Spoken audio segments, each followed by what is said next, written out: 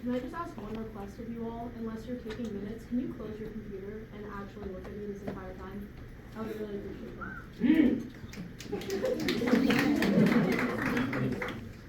It just makes me feel good. Okay? In 1990, my story began. A 9-month-long journey of fleeing a land that taught my family that being Jewish was a crime. My 7-year-old brother taking the arduous journey to America after seeing his parents told they had no other option if they wanted him to grow up with a better life, a better future. As my family of Soviet Jewish refugees traveled through Europe in hopes of securing a trip to America, they knew they could count on one thing: the existence of a Jewish state not so far away that would take them in at any time. A state whose existence I defend because my existence depends on it.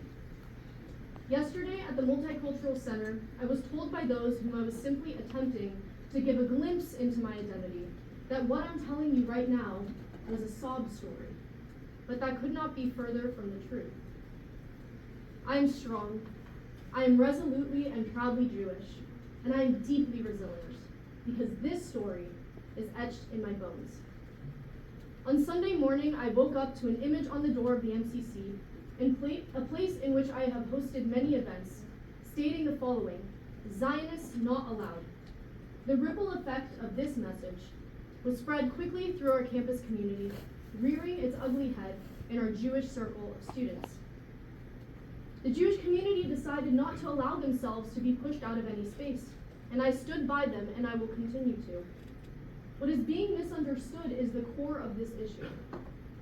Assembling, political discourse, free speech, yes. Harassment, bullying, exclusion, no. One community's safety cannot come at the expense of another, and that is what I am fighting for people to understand. Throughout Monday, I engaged in meaningful conversations with many students. I listened to ways that I could better serve minority communities on campus, specifically Palestinian and Black students at UCSB. I look forward to continuing to work with these brave voices who raised what I am sure were challenging feelings to my attention. And at the same time, I will never satisfy others if the way to do so is sacrificing my identity. The unfortunate reality of this time is that I do not feel safe on campus. I'm here because the Jewish community here, and now it seems the Jewish community nationwide, is looking to see what I will do. And that is why I am showing everyone that I am not going anywhere. In the MCC on Monday, there were signs reading, "You can run, but you can't hide, Tessa Veksler." And just this morning, a campus bathroom was vandalized with graffiti targeting me as well. This is dehumanizing and rooted in anti-Semitism. How can Jewish students at UCSB feel safe when they see a Jewish leader being explicitly targeted? When the majority of Jewish students statistically considers themselves Zionists, this rhetoric targets, isolates, and vilifies Jewish students. Even if the intention is not to be anti-Semitic, the impact is what matters. This incident is not an isolated event, but rather a culmination of neglecting to adequately address the implications of such speech and actions within our university. UC Santa Barbara must not remain implicit in the targeting, intimidation, and discrimination against its Jewish students.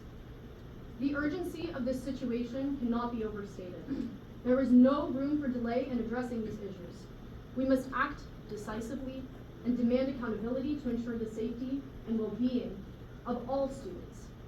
I, Tessa Veksler, will not stand for this on my campus, in my community, or in my workplace. I refuse to be conditionally Jewish, a Jewish person that you want me to be. As the AS president, I have always been open to hearing everyone's perspective. I've never silenced anyone. In fact, I have stated that I will meet with anyone and have been rebuffed by those who aim to disparage me rather than to engage in dialogue with me. I will continue sharing my feelings and opinions on my personal social media as is my right, and I will continue behaving in a professional and inclusive manner in my capacity as AS president. For the past 4 months, I have been targeted with anti-Semitic hate, And now I have finally stood up for myself, which has doubled the anti-Semitism I am receiving. On a personal level, between myself and you all, I have shown up here nearly every single week of Senate, not because I have to, but because I have wanted to support you all as you navigate your roles. With the looks on your faces, you all clearly know what's been happening to me. I've been waiting for people in this association and outside of it to take a stance against the hatred I am experiencing, or even ask if I'm okay. Because you all know better than anyone my work and my character. I don't want you to feel sorry for me. I want you to feel like you're in this fight with me. I want you to fight against the unjustified harassment I am experiencing and against the discrimination the Jewish community on this campus is enduring. I'm not asking for you to agree with my stances, and frankly, if we sat down and talked about politics, I'm sure we would disagree on many issues. I'm asking you to defend me as a human being and as your leader, because I may not be perfect, but I've been a hard-working president, and that is something nobody can discredit. I still have an intense desire to continue to lead this campus through this really challenging time, and I will finish what I started. Because the Jewish people are not going anywhere, and I am not going anywhere. Thank you.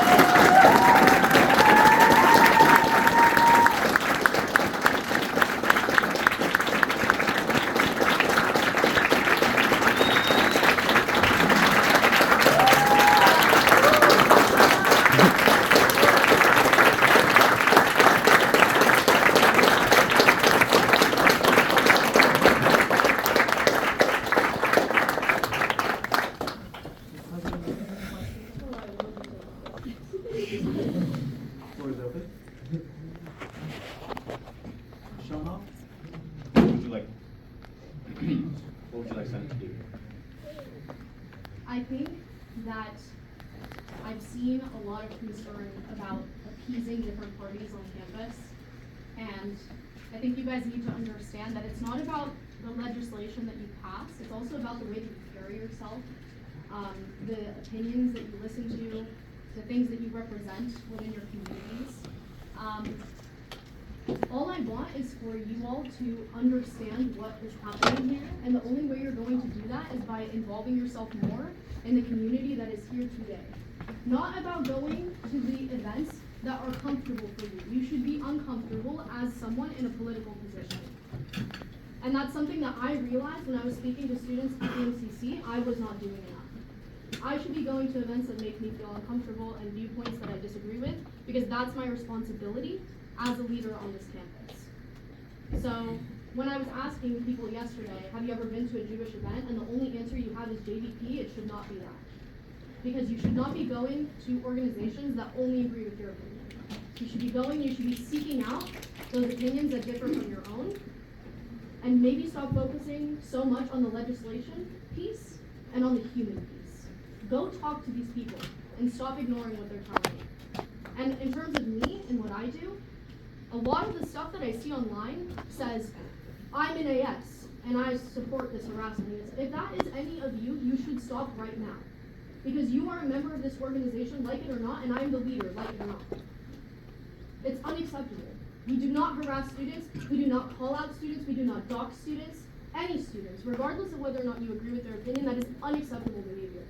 And you, as people that wear AS as a label on your back because you are sitting in this room, that is your responsibility. If you see something like that on campus, I would hope if you see my name graffitied on a wall, you say immediately take that down. You report it immediately. Even if that person is your friend that did that, that is what you choose by being a part of this group. And if you don't like that, you shouldn't be a part of Associated Students.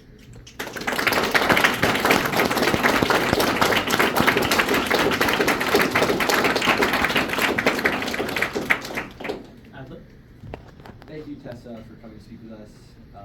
I don't know if you were in the room before, but I wanted to tell you that when I heard about the events Monday, I went to the SJP meeting. Even though they didn't authorize the event, I wanted to go find out who was responsible, who helped put those messages out there, that singled you out specifically, and I told them I thought that was wrong, and I didn't want to see that. So as far as you saying doing uncomfortable actions that was uncomfortable for me in that space, but I wanted to do that because I think that was bad rhetoric on our campus. Thank you for sharing that with me, and that is the bare minimum.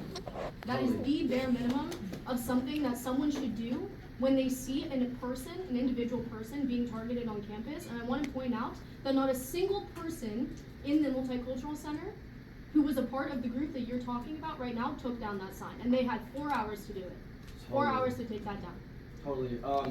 So I have a lot of questions actually, and I hope I can get some leeway from the chair to engage more of a dialogue, more like a question and answer if that's amenable to the chair. Can I make one request before we go into this?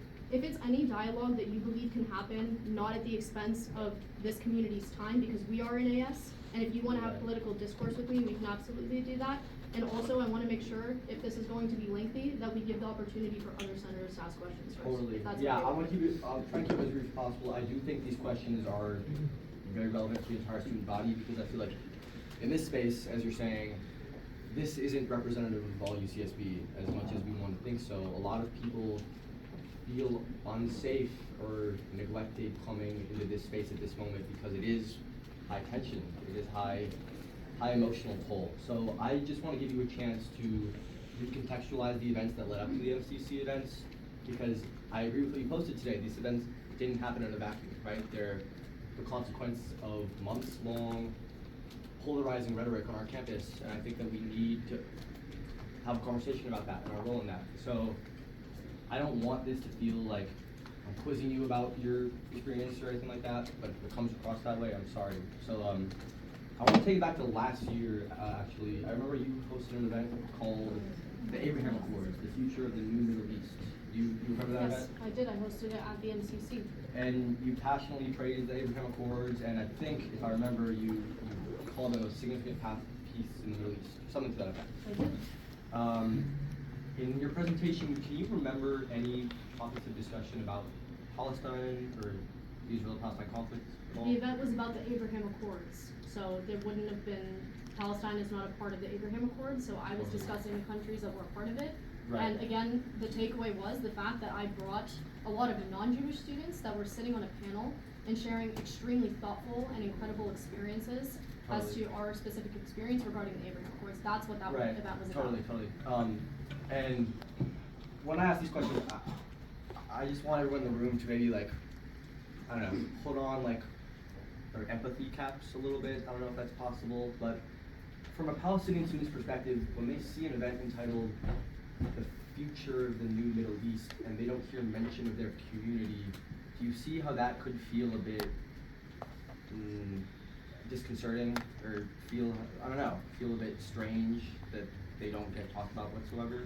I think it's strange that you think that one element of this entire conflict takes away from the rest of it. I think that that wasn't an event that was about the entire political situation in the Middle East. That was an event that was extremely focused, and it was about, and you went to that event, so you know exactly what it was about. I brought people with me that went and studied the Abraham Accords, that went to Israel, that went to the UAE. That was the purpose of that event. If that's disconcerting for someone, it's kind of like the same thing of saying, if I have an event that's a Jewish-related event, I'm not talking about a different opinion, or I'm having an event that's related to Israel, I'm not talking about a different, you don't have to always talk about a different opinion. And again, it's saying that in a way that I, again, have to condition what I want to do. I'm hosting an event, I want to have this event that's focused on the Abraham Accords. Why do I have to change that to make other people comfortable on this campus? Why can't we all feel comfortable by sharing different perspectives and different opinions? Right. I don't tell any other group on this campus how to run their events.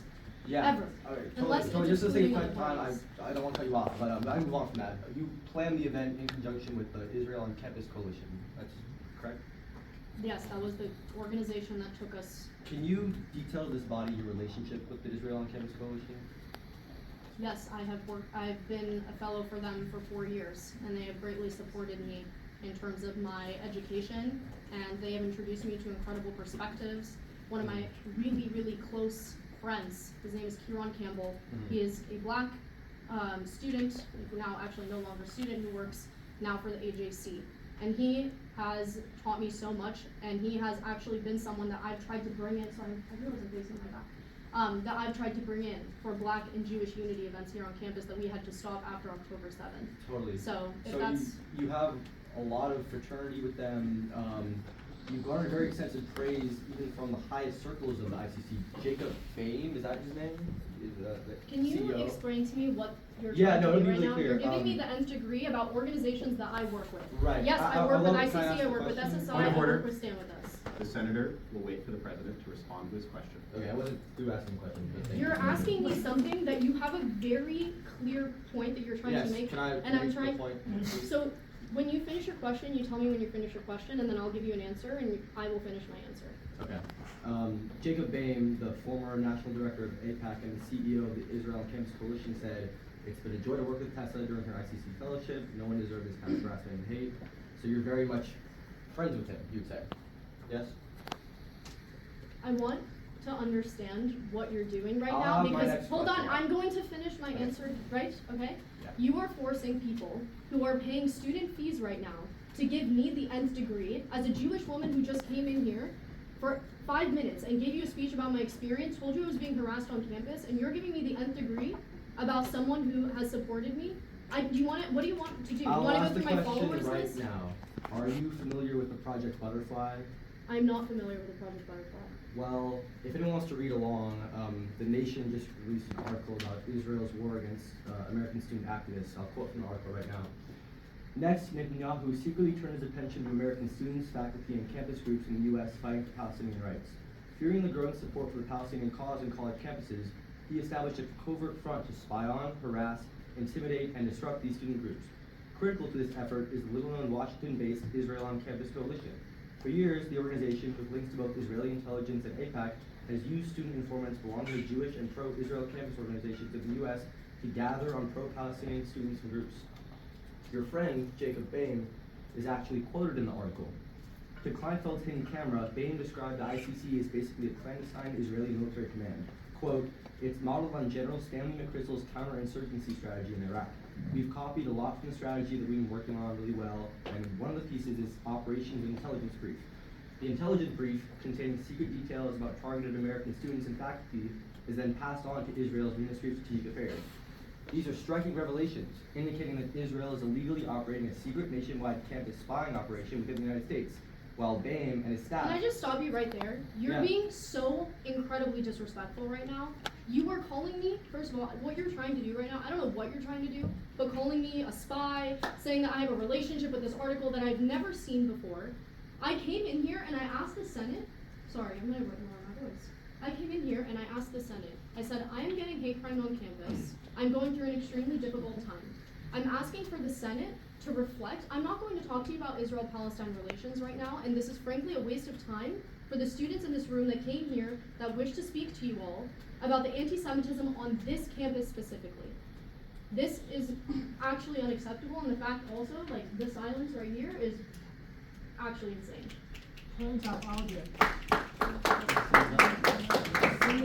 Senator Adler is making a statement and is combative, which is against the rules of order. I asked the chair to rule this Q&A to be stopped, but other senators have a chance to ask questions as well. I'm not in a court trial. I don't know what this is right now, but it's Yeah, unacceptable. We'll move from discussion to maybe just straight questions. I'll go with Lebowski, Sean, and try to ask people questions. First of all, thank you, Tessa, for being vulnerable with all of us. What happened this week is absolutely atrocious, and anyone who celebrates it should be ashamed. Period. Anyways, I transferred here last year, being here for almost 2 years now. I have honestly never felt comfortable in the MCC. When I first saw it, I was like, oh my god, this is so cool. So last year, brand new, had never been there before. I walk in, as soon as I walk in, everyone just stares and looks at me. Honestly, I'm like not very confrontational person, and I walk away. So this year, slightly braver, slightly.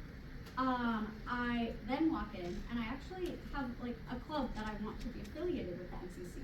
I go in, and I then get glares again. Sorry, I will get to a question. And basically, I was led through hoops where I basically have been ignored about somehow being affiliated, which I'm multicultural about it. So then fast forward to this Monday, the president of SJP told one of our fellow students that I do not, and I quote her, I do not speak to Zionists, period, unquote. And I'm personally not sure how someone like myself who wants to learn more and I wanted to understand other people's perspectives, how are we supposed to, as senators, learn from other people who are unwelcome and excluding other people from their spaces, where as RCOs we are supposed to be all inclusive as well as AS. So I'm actually asking for your insight on how to approach situations like this. Completely valid questions. First of all, if you're ever being actually barred from entering any type of event, that is something that you should report immediately, because no one has the right to bar you from an event based on anything. Okay, so that's the first thing. Second of all, again, part of this idea of going into spaces that make us uncomfortable is the fact that some are going to be more uncomfortable than others. And I think that I take a lot of pride in being a part of a community that has always reached out their hand, and that the time even before I came to UCSB and I knew of the groups on campus, Jewish organizations, Israeli organizations, trying to collaborate with organizations that disagreed with them and being met with no avail. And I think that since October 7th, the tensions that we have on campus have unfortunately stalled that process. I feel like we've taken 5 steps back, and I hope that one day we can get to a point where we are collaborating again, where we are trying to work together to not find uniformity, but to find unity in the fact that we have a goal on this campus, which is to have productive discourse, to educate one another, and to be safe, frankly. And I'm hoping also that the money that's been allocated by President Drake to all the UCs will be used properly. I think you all should really look into that, and you should consider the ways that, as elected officials, how you can look into that funding and what you think would be productive toward solving the problem that you're saying right now. That is, creates an inclusive space, creates productive dialogue, and make sure that every student is safe on this campus.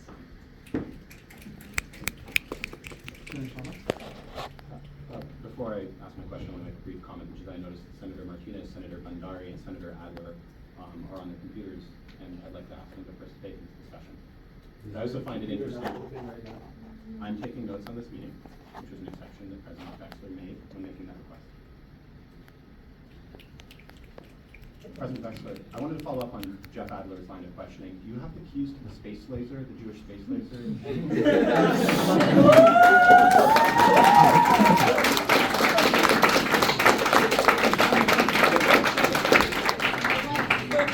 I left them in my house in San Francisco. Not on the weather today either.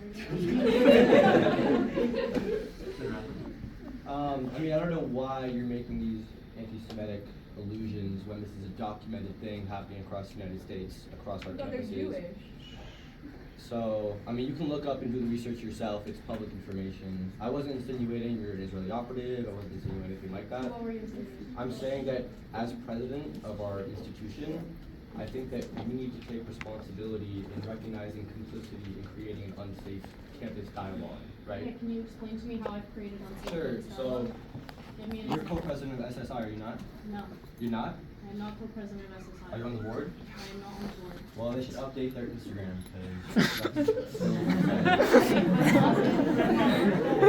And even if I was, by the way, I have the full right to do that. There is nothing Sure. barring me as the president of student government to be on the board I'm of not any talking Jewish about or Israeli legal, organization. I'm not talking about legal issues. I'm talking about your discourse as leader of an institution. That has nothing to do with legality. So if I was, okay, good, Right. I hate doing this, but I'm going to do it. If I was a member of the Asian community, and I was also the president, am I not allowed to sit on the board of an Asian BCU or No an one is Asian talking group on about campus? allowed or not allowed. So what, so that would be irresponsible of me to sit on a group that is affiliated with my identity? I'm saying if you make... Or is Jews the exception for you? No, Jews aren't the exception. I'm saying that if you're going to be party to a campus organization that's making incendiary statements about conflict, and then also lament the state of our discourse, I just don't know how you can reconcile both of those claims. I don't see how the state of the discourse is at the hands of one individual. I don't think that. I'm not saying it's at the hands of But one individual. but you're saying that if I was on the board of whatever group you're referring to that I'm not on the board of, because I haven't been on the board of any Jewish or Israel organization since I've been the president of UCSB, then again, that's not you're claiming that one individual has all this power over campus climate, as if every single person in this room doesn't contribute to the campus climate on our campus. That's what I'm saying. Everyone does contribute to the campus Okay. climate. And I think that the Zionist community, Palestinian community, we all need to have critical self-reflection on the ways that we're not productively adding to the conversation. Like today, this is your organization. SSI released a statement saying that Israel's conduct isn't perfect, or we can lament the lives between Israelis and Palestinians over the war that Hamas started. That's their That- opinion, and Right, their political right. organization on campus. I'm not saying they can't say that. I'm saying that they need to take into account that their opinions being So go talk to given- SSI, go to an SSI, then talk to SSI board. I'm not an SSI, I'm the president of Okay. AS. Point of order, I think the chair asked that we keep this a more formal discussion. Yeah, let's do raise hand. I'm not giving again, nothing in my statement was talking about any of the things that you're talking about right now, and it's extremely evident that you're grilling me in terms of being a Jewish student in a position of power, and no one else would be told to sacrifice their identity, their beliefs, their existence, okay? Because no one would be told that, and no one would be told, like, okay, so, now that I'm the AS president, I need to cut off ties with the Jewish community, can't go to Shabbat anymore, can't go to SSI events anymore. That's not how things work. You are allowed to participate and to engage and to have dialogue and to have political opinions. As long as I'm treating every single student on this campus with respect, I'm taking every single form of feedback with respect, I am trying the best that I can. And you wouldn't know that because you're not in a room with me. But if you want to follow me along in the day of my life, Jeff, you can see that I sit with administration for 10 hours at a time trying to figure out the way that we're going to solve the campus climate on this campus. And it's really hard to do that when people are graffitiing my name on the wall. So maybe we should focus on that.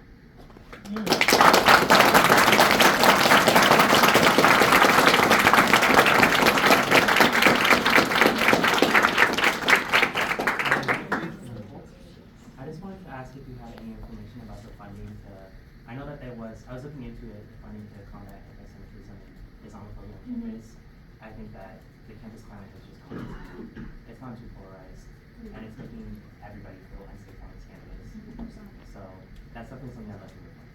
Yeah, I think if any of you are interested in that conversation, that is exactly what I want. That's what I'm waiting for. Thank you for finally saying it. That is productive. We are being given $500,000 to each UC by the Office of the President to work on this issue. And if you want to be a part of the decision-making process, please contact me. And I will make sure that I translate at least what your opinion is and what you're thinking. I will try to relay it. I will try to bring you into the rooms with me where this conversation is taking place. It's so important. That's exactly where our focus should be right now. And having student influence on those decisions is important. I support, and then we'll go to Wilson. Hi. Pivoting the conversation to more like administrative stuff, but I just wanted to start with, as a female leader on campus, I respect your ability to speak in front of us so honestly, and it's absolutely unacceptable that you've experienced such personal attacks of discrimination on campus. However, you forwarded me an email an hour ago via elections@as.ucsb.edu. I believe because I'm on IAC, which is like the secondary to elections. I'm not sure who else is on that mailing list besides one student named Jamin Liu, who's contacted me from Elections Board. I've also received emails from the RHA Administrative Vice President, Colton Tang, who is trying to reach out to the Elections Board to meet because that's part of his duties. I was just curious because you forwarded me this email and it says, It's my responsibility to forward all emails that are to elections board. yes, but I was just wondering if you read it because it says, okay, yeah, it just says that Fully you've aware of been ignored for months about That's because I this. don't answer elections inquiries. It would be extremely unprofessional and it would also be conflict of interest. I completely understand, but it is week 8 of winter quarter and we still have no elections chair or vice Right. chair. So I don't was just hire the wondering elections about chair. that. The president's fault. It's CSC that hires the elections chair, and I have actually nominated, if you read the agenda, I actually added the elections chair to the agenda for this evening, 2 days ago. That's my bad. I just saw the forwarded email and I was really confused. But thank you. We'll forward all those inquiries to the elections board, as is the right of the elections board to review those inquiries. Gabrielson? I would also just like to echo your statement about how like well spoken you are. I love watching you come to speak to us. And I would just like to see like all around us be more supportive of each other. Like I understand these issues are really polarizing, but like Sheik's coming asking for support. I feel like we all want to feel supported. So it would just be nice if we could kind of set things aside and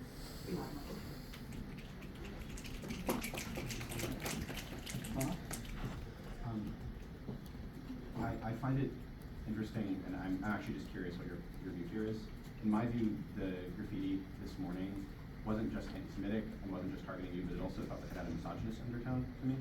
Did you agree with that? It felt to me like that was part of the implication. A lot of the things did. And if, I don't wanna get too graphic here, but I'm going to, so that you guys understand that sometimes how you read words is not how I read words, because I'm someone who lived in Israel for a year, and I'm also a Jewish woman.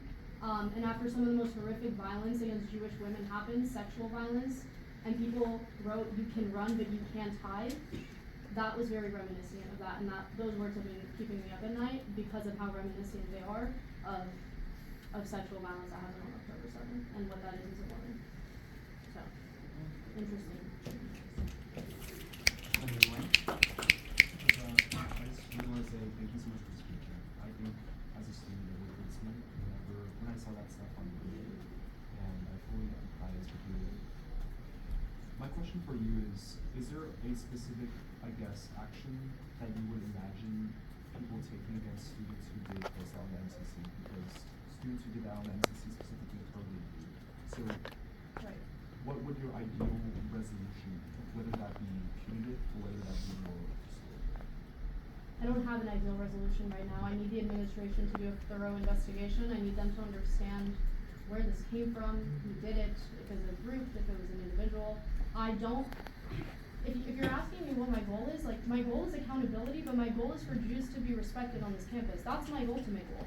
So, it's not about the individual that perpetrated something, and it's not even about me.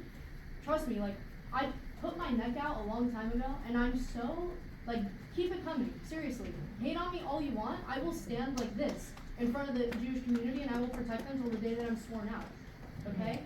So it's not about me. But as long as I am in this position, nothing is ever going to happen to them, because I'm gonna make sure of that. So, let them do their investigation, and if you're curious about reading about Title VI violations, I'm pretty sure that a lot of this is going to be related to that. But I can't predict that, and again, I don't have a goal against any individual on this campus. If it were up to me, every individual on this campus would be safe, would be protected, and nothing that happened at the MCC would have happened. Because we would have been having polite discourse with one another, which I was having in that room for a long time, while I was watching people put posters up, and I stayed in that room because of how important that conversation was.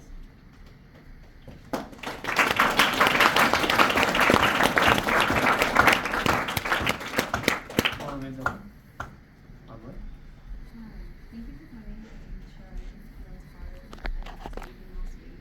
And it's really hard for it's hard and it sucks. It really does. But I wanted to echo what Micah said.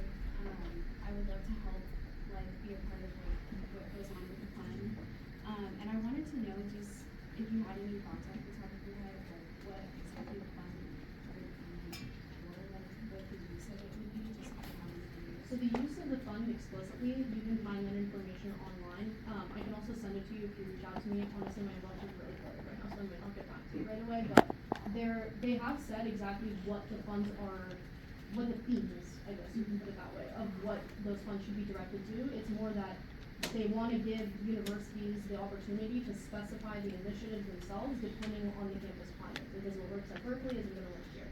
So, my understanding is that there's leeway. My understanding is there's already been some decision making about where that funding is going to go, which I'm happy to share with you as well eventually once I get everything together. But there is they're not just giving us $100 million and solve the campus climate. They're giving you guidelines. So I'm happy to share those guidelines with you, and I'm pretty sure they're also Googleable. Floor is open. Thank you, Monica. Thank you for